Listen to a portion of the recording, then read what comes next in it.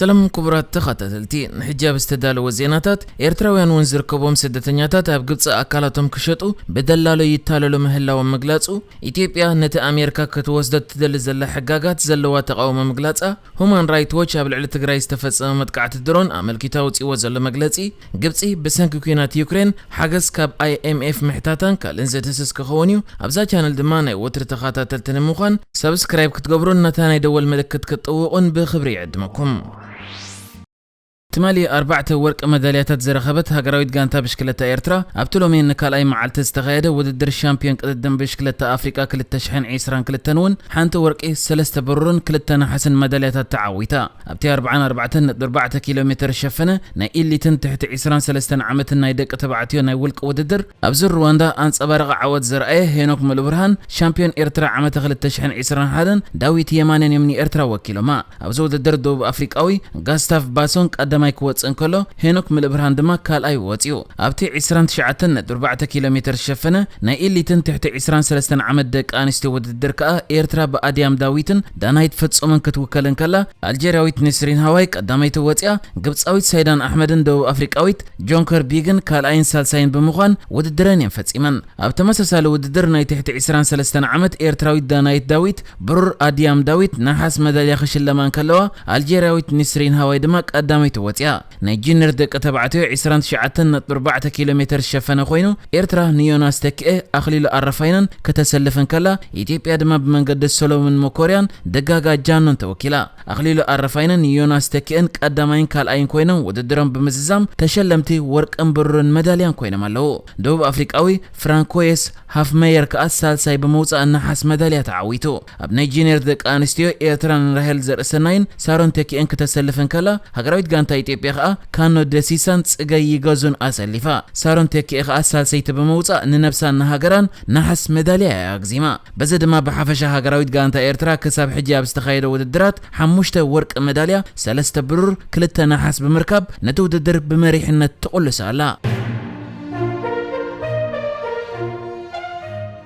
ኣብ ግብጽ ስደተኛታት ከሳብ ኩሊቶም ክሸጡ ይግደዱ ምህላዎም ሓደ ፌር ፕላኔት ዝበሃል ዘይ መንግስታዊ ኣብ ምጥባቕ ንመሰላት ደቂ ሰባትን ናጻ ዘይሸራዊ ሓበሬታ ኣብ ምዝርጋሕ ኣብ ምንቃሕን ምስቲ ነዊሕ ዓመታት ዘይሕጋዊ መሸጣ ኩሊትን ካልእ ኣካላት ወዲ ሰብን ኣመልኪቱ መጽናዕቲ ከካይድ ዝጸንሐ ዶክተር ሸዋን ኩሊምብ ኣብ ዝገበሮ ቃለ ምሕተት ጠቒሱሎ እዚ ዶክተር መጽናዕቱ ምርኩስ ብምግባር ከም ዝሓበሮ ኣብዚ እዋን ግብጺ ሓንቲ ካብተን ብሕሱር ዋጋ መጥባሕቲ ምስጋር ኣካላት ክግበረለን ዝኽእል ሃገራት ክትከውን በቂዓ ከም ዘላ ኣብቲ ሃገር ከአን ነዚ ከምዚ ዓይነት መጥባሕቲ ብዙሓት ክኢላታት ከም ዘለው በመጥቃስ ካብ ሃገራት ወሽመጥ ዓረብ ከምኡ ድማ ኢሮጳን ኣሜሪካን ከይተረፈ ናብቲ ሃገር ዝልገሰሎም ኣካል ክቕበሉ ዝመፁ ሕሙማት ከም ዘለው ይሓቢሩ ኣብ ከምዚ ኩነታት ከአቲ ዶክተር ይገልጽ ስደተኛታት ኣብ ርእሰ ከተማ ካይሮ ናብ ሰሰይቲ ሃገር ክኸዱ ነዊሕ ዓመታት ይጽበዩ ብምዃኖም ምስቲ መነባብሮ ከቢድ ዝኾነ ክሳብ ኣካላቶም ናብ ዕዳጋ ዘውረዱ ከም ዘለው ይሓቢሩ ኣብቲ ዝገብሮ ዝነበረ መጽናዕቲ ከአ ኣካላቶም ብዘይ ሕጋዊ መንገዲ ናብ ዕዳጋ ዘውረዱ ስደተኛታት ከም ዘዘራረበ ዝበዝሑ ድማ ሱዳናውያን ኤርትራውያን ኢትዮጵያውያን ደቡብ ሱዳናውያን ከምኡ ድማ ሶማላውያን ከም ዝኾኑ ይተዛሪቡ በቶም ነዚ ዘይሕጋዊ ስራሕ ዘሳልጡ ደለልቲ ከአ እቲ ኣካሎም መሃብ ጽቡቕ ነገር ምዃኑ በቲ ሓደ ንዝሓመመ ይሕውዩ በቲ ሓደ ድማ ንስድራ ቤቶምን ንዖምን ዝሕግዙሉ ገንዘብ ይረኽቡ ዝብል መተዓሻሻዊ ቃላት ገይሮም ከም ዘስድዕዎም ይሓቢሩ እዚ ዶክተር በኣካል ካብ ዘዘራረቦም ስደተኛታት ከአ ሓደ ወዲ 19 ዓመት ኤርትራዊ ስደተኛ ከም ዝዝክር ብምግላጽ ንሱ ድሕርቲ መጥባሕቲ ገይሩ ኩሊቱ መሃቡ $6,000 ክንህበካ ከም ዘይበልዎ $2,000 ጥራይ ከም ዝሃብዎ ናብ ፖሊስ ከይዱ ክኸስስ ኣብ ዘፈተነሉ ከአ እቲ ዝገበሮ ተግባር ዘይሕጋዊ ከም ዝኾነን ከእስሮ ከም ዝኽእልን ከምኡውን ስደተኛ ብምዃኑ ናብ ትካል ስደተኛታት ውድብ ሕቡራት ሃገራት ክኸይድ ከም ዝተነግሮ ብምግላጽ እዩ መንነቶም ዘይገለጾም ደላሎ ነዚ ናይ ስደተኛታት ክብደት ናብራ ተጠቂሞም ንስደተኛታት ኣብዚ እዋን ንህይወቶም እውን ኣብ ሓደጋ ዘእቱ መጥባሕትታት ክገብሩ የስድዕዎም ኣለዉ ክብል ተዛሪቡ ከም ዝፍለጥ ቅድሚ ሕጂ ኣብ ሲና ዝበሃል ክፋል ግብጺ ናይ ዘይሕጋዊ ምስጋር ደቂ ሰባት ደላሎ ምስቶም ኣብኡ ዝነብሩ መሳርሕቶም ተሓባቢሮም ንብዙሓት ስደተኛታት ኣደዳ ሞት ዘብጽሐ ናይ ክፍለ ኣካላት መጥባሕቲ ክገብሩ ኣገዲዶሞም ይፈልጥዮም መንግስቲ ኢትዮጵያ በ7 ጥር 2022 ኣብ ልዕሊ ኣብ ዞባ ሰሜን ምዕራብ ትግራይ ኣሽሓት ተመዛበልቲ ተዓቂቦም ዝርከብሉ ቤት ትምህርቲ ዝፈጸመ ደብዳብ ነፈርቲ ገበን ኩናት ክኸውን ከም ዝኽእል ሁማን ራይት ዎች ገሊጹ። እቲ ትካል ሰብኣዊ መሰል ሎሚ ኣብ ዘውፅኦ መግለጺ ኣብ ከተማ ደደቢት ኣብ ዝርከብ ማእከል ተመዛበልቲ ኩናት ትግራይ ብዝተፈጸመ መጥቃዕቲ ድሮን 56 ሰባት ከም ዝሞቱን ካልኦት 42 ከም ዝቆሰሉ ይሓቢሩ። መንግስቲ ነቲ ጉዳይ በዘይሻራዊ ኣካል ክጻረብ ብምግባር ነቲ መጥቃዕቲ ዝፈጸሙ ኣካላት ተሓተቲ ክገብር ይሓቲቱ ዘሎ። ዝሓለፈ ወርሒ ጥሪ ሰራሕተኛታት ረድኤት ኣብ ትግራይ ኣብ ማዓስከር ተመዛበልቲ ብዝተፈጸመ ደብዳብ ነፈርቲ 56 ሰባት ተቐቲሎም ምባሎም ይዝከር። ብምኽንያት እቲ ኩሎም ተሳተፍቲ ኩናት ዝፍጽምዎ ዘለዉ ሰፊሕ ገህሰት ሰብኣዊ መሰላት ድማ መንግስታት ሃገራት ወጻኢ ኣብ ልዕሊ ኩሎም ተጻባቲ ሓይልታት መሸጣ ኣጽዋር እገዳ ክገብሩ ኣተሓሳሲቡሎ ዝትካል። ዳይሬክተር እቲ ትካል ኣብ ምብራቕ ኣፍሪቃ ላቲሻ ባድር ነዚ ኣመልኪታ ኣብ ዝሃቦቶ መግለጺ ድሮናት መንግስቲ ፌደራል ኣብ ደደቢት ኣብ ዝርከብ ቤት ትምህርቲ 3 ግዜ መጥቃዕቲ ፈጺሙ። በዚ ከዓ መብዛሕትኦም ካብ ፕላስቲክ ኣብ ዝተሰርሑ መዕቆቢታት ቦታታት ደቂሶም ዝነበሩ ኣረጋውያን ህፃናትን ደቂ ኣንስትዮን ዝኾኑ ተመዛበልቲ ሞይቶምን ቆሲሎምን ክትብል ገሊጻ። ንሳ ወሲኻ ኣብቲ ከባቢ ወተሃደራዊ ዕላማ ምህላው ከየረጋገጽካ ቦምባ ምጥቃም ገበን ኩናት ክኸውን ይኽእል ኢላ። ሓይሊ ኣየር ኢትዮጵያ ካብ ዝሓለፈ ወርሒ ጥቅምቲ ጀሚሩ ኣብ ርእሰ ከተማ ትግራይ ዝኾነት መቐለን ዝተፈላለዩ ካልኦት ከባቢታት ትግራይን ተዘጋጋሚ ደብዳብ ኣየርን ድሮንን ከካይድ ምጽንሑ ይፍለጥ።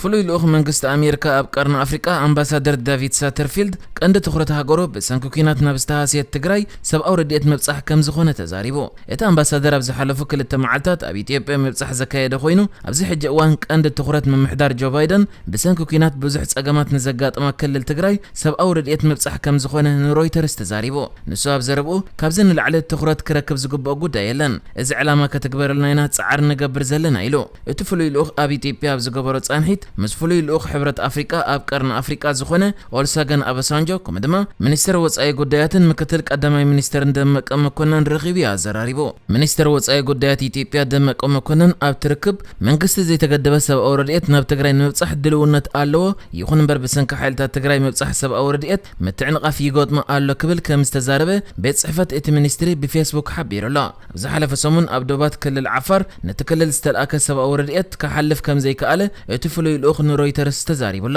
ደመቀ መኮነን በተወሳኺ ምስቲ ፍሉይ ልኡኽ ኣብ ዝገበሮ ዘርብ ኣሜሪካ ተርቅቆም ዘላ HR 6600 S3199 ዝተባህሉ ረቀቕቲ ሕጋጋት ንታሪኻዊ ርክብ ክልቲአን ሃገራት ዘንጸባርቑ ኣይኮነን ብምባል እዩ ሃገሩ ዘለዋ ተቃውሞ ገሊጹ ዘሎ። እቶም ሕጋጋት ኣብ ኢትዮጵያ ኣብ ክንዲ ህንጸት ሰላምን ዴሞክራስን ንዜጋታት ዝጎድኡ ስለ ዝኾኑ መንግስቲ ኣሜሪካ ክህነጽጎም እዩ ዝብል እምነት ከም ዘለዎ ተዛሪቡ ክብል ቤት ጽሕፈቱ እውን ገሊጹ ኣሎ። እዚኦም ሕግታት ኣሜሪካ ምስቲ ኣብ ሰሜን ኢትዮጵያ ዝቕጽል ዘሎ ኩናት ብዝተሓዝ ኣብ ልዕሊ መንግስታት ኢትዮጵያን ኤርትራን ከምኡ ድማ ነዚ ተፈጸመ በደላት ተሓተቲ እዮም ዝበለቶም ውልቀ ሰባት እገዳ ንምግባር ዘኽእልዋ ረቀቕቲ ሕግታት እዮም። እዞም ረቀቕቲ ሕግታት እንተጸዲቖም ድማ ኣሜሪካ ኣብ ልዕሊ ጉዳያት ድሕነት፣ ፋይናንስ ከምኡ ድማ ወፍሪ ኢሚግሬሽን ክልቲአን ሃገራትን ውልቀ ሰባትን እገዳ ክትገብር እያ።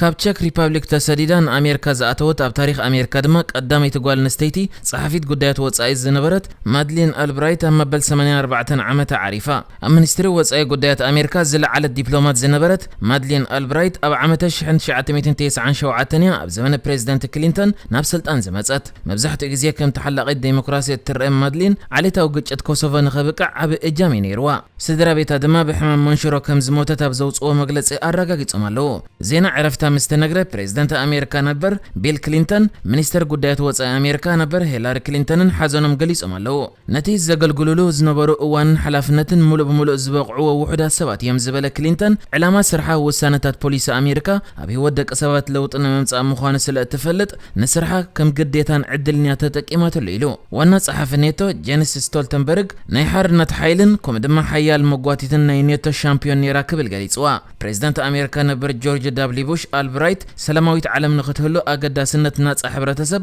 أصبيقو زرد أزنبر السبيا كبل نادو قليسو وانا صحفي قدايات وصاي عباي بريطانيا ليستروس عالم كاب قدم حجن العلي أبقون متكلات البرايت دو كتبل يقبا إلا أب تشيكوسلوفاكيا نبر بشحن 1930 أب براغ استولدت مادلين البرايت نازي جرمن بشحن 1939 نتشيكوسلوفاكيا مستقواز أصرا مسدر أنا بأمريكا سدتنيا خوينا يامس يعني را መንግስት ግብጽ እቲ ኣብ ዩክሬን ዝካየድ ዘሎ ኩናት ልዑል ቆጠባዊ ቀለውላው ስለ ዝፈጠረሉ ካብ ዓለም ለኻዊ ማዕከን ገንዘብ ወይ IMF ሓገዝ ከም ዝሓተተ ተገሊጹ። እታ ካብ ኩለን ሃገራት ዓለም ካብ ወጻኢ ስርናይ ብምሽማት ቀዳመይቲ ዝኾነት ግብጽ ዝበዝሐ ካብ ደገ እትሽምቶ ኣካል ካብ ዩክሬንን ሩስያን እዩ ነይሩ። ከም ውጽኢቱ እቲ ኣብ ዩክሬን ዝካየድ ዘሎ ኩናት ድማ ብከቢድ ከም ጸለዋ ይግለጽ። ግብጽ ኣብዚ ሰሙን ነቲ ብሰንኪ ኣብ ዩክሬን ዝካየድ ዘሎ ኩናት ናህሪ ዋጋ ዝተረኣዮም ሃለኽተ ነገራት ንምቁፅጻር ዋጋ ናይቲ ብድጎማ እተስርሑ ሕብስታት ምዕሩይ ዋጋ ንኽህልዎ ዘገድድ ሕጊ ኣታኣታት ያላ። ግብጽ ካብ ቱሪዝም ትረኽቦ ዝነበረት ኣታዊታት ኣብ ዝሓለፈ 2 ዓመታት ብሰንኪ ዓለማዊ ለበዳ ኮሮና ብከቢድ ድሕሪ ምህሳዩ ኣብዚ እዋን ኩናት ዩክሬን ጸልዋ ይፈጥረሉ ምህላው እውን ይግለጽ። ኣብ መጀመርታ ሰሙን መንግስቲ ግብጽ ቆጠባዊ ምትዕራይ ንምግባር ዋጋ ባጤራት ሃገር ከም ዘሕሰሮ ይዝከር። ዓለም ለኻዊ ማዕከን ገንዘብ እውን ነቲ መንግስቲ ግብጽ ዝወሰደ ተበግሶት ዘለዎ ንኣዳብ ግዚኡ ገሊጹ ነይሩ እዩ። ካብዚ ጅምር ሓደ ወርሒ ኣውፂሩ ዘሎ ኩናት ዩክሬን ኣብ ብዙሓት ሃገራት ቆጠባዊ ቀልውላው ከስዕብ እንከሎ ብደረጃ ዓለም ዋጋ ሃለኽተ ነገራት ንኽውስኽ ቀንዲ ምኽንያት ኮይኑ ከም ዘሎ ይዝግለጽ። ንሕጂ ዝተዳለወ ዜናታት እዚ ነይሩ። ብካልእ ክሳብ ንራኸብ ሰላም ንዓኹም።